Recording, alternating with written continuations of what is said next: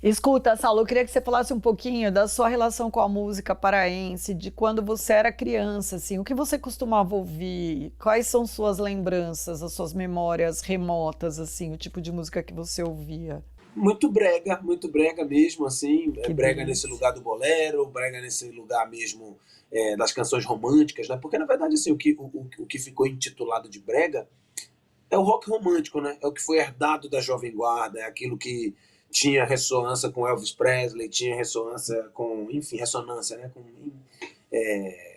o bolero, esses ritmos mais a valsa, né? Essa coisa do texto romântico. E aí, enfim, a fusão de tudo isso fez com que o brega, essa batida eletrônica, então assim, escutava muito isso, brega, e aí ao mesmo tempo carimbó, guitarrada, a música do Aldo é uma Guitarra. música que lá atrás eu já ouvia, e quando eu retomei essa coisa da guitarra, né, porque morei em Belém, depois fui morar em Fortaleza, e aí me aproximei do violão primeiro, e aí depois quando eu fui passar para guitarra e me reaproximar de, né, enfim, o que é que eu gosto de tocar na guitarra, aí veio essa memória afetiva de lembrar das canções do Aldo, que é uma guitarra muito simples, uma guitarra que não passa por tantos efeitos, mas com uma melodia que você não vai esquecer. A primeira vez que você escuta, você marca aquela melodia. E, enfim, aí fui tentar tirar de ouvido e aí depois, enfim, pesquisar e aí um universo gigantesco se abriu ali, né, para começar a Uhum. tocar. Mas basicamente isso, assim. E aí também, claro, música popular da época, né? Do fim dos anos 80, do começo dos anos 90. Então, os discos do Gilberto Gil, do Caetano, os pagodes românticos, né? Tudo que todo mundo ouvia, né? A minha audição ela era secundária, né? Porque não é que eu escolhi o que eu queria ouvir, quem escolhia eram os adultos. Mas Uhum. assim, nisso era uma mistura do que Belém ouvia, né? Carimbó, guitarrada, essas coisas. E a música paraense, ela ganhou, né, um espaço grande, assim, né, nos festivais, nos palcos do Brasil. Ela teve assim, uma expansão, mas ainda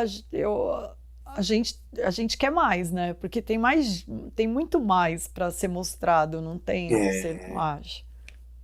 eu concordo plenamente. Eu acho que merece muito mais, né?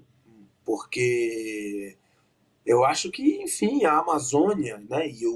Consequentemente, a região norte, né? Esse extremo norte da América do Sul, que, né, engloba Bolívia, Colômbia, enfim, é fundamental para o universo, né? As discussões sobre sustentabilidade, as discussões sobre clima, as discussões sobre tudo, né? Gênero, respeito às tradições, tudo passa pela Amazônia. Então, não, a música e a cultura amazônica ela não tem como ficar de fora dessas discussões.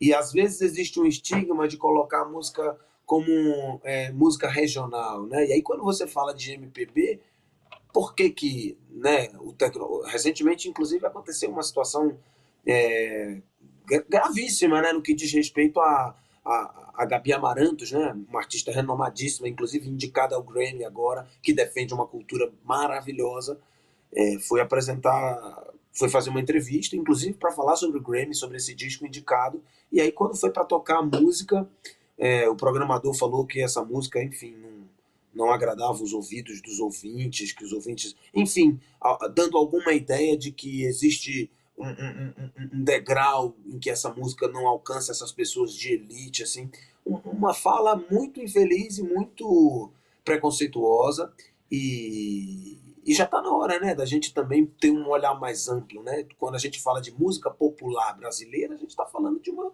imensidão, né? Então, assim, Uhum. estigmatizar em certos estereótipos, eu acho que limita, inclusive, o alcance de artistas muito potentes, muito plurais, que a gente vem produzindo ao longo dos anos, né? Porque é isso, Sim, do Aldo Senna para hoje, existe uma linhagem muita gente, né? gigantesca de É. artistas, né? E isso eu estou falando de guitarra.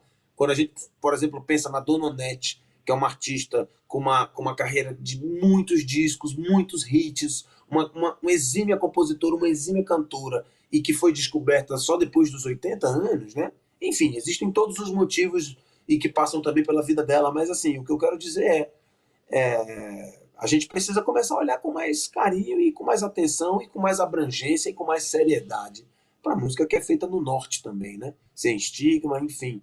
Porque aí a gente vai protagonizar e oportunizar uma fala que a gente talvez nunca tenha prestado atenção, né? Mas que também é um Brasil, né? E que também Sim. tem sua reivindicação, suas propriedades, suas particularidades, e que pode ser um contributo necessário demais, né? Enfim.